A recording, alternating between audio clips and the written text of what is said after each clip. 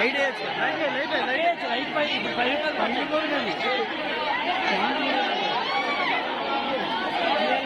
ಇಲ್ಲಿ ರಾವಣ ಸೈಡ್ ರಮ್ಮ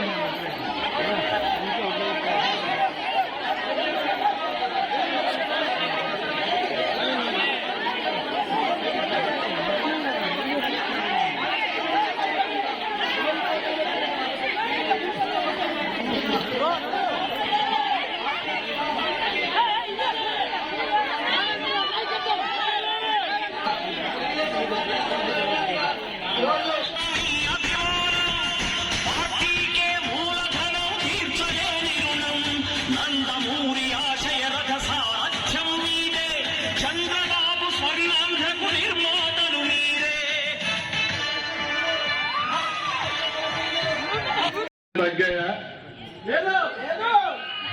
ఉప్పు ధర తగ్గిందా? పప్పు ధర తగ్గిందా?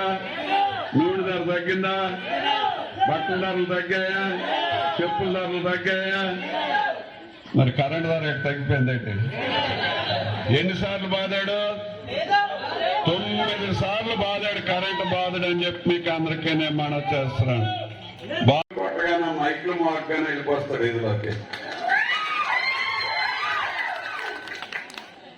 అదొకటే పెద్ద వ్యసనం అన్నిటికన్నా.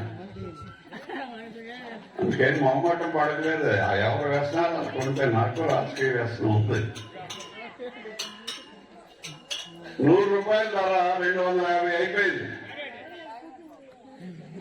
అంటే 1,09,000 కోట్ల రూపాయలు పేదలు కూలి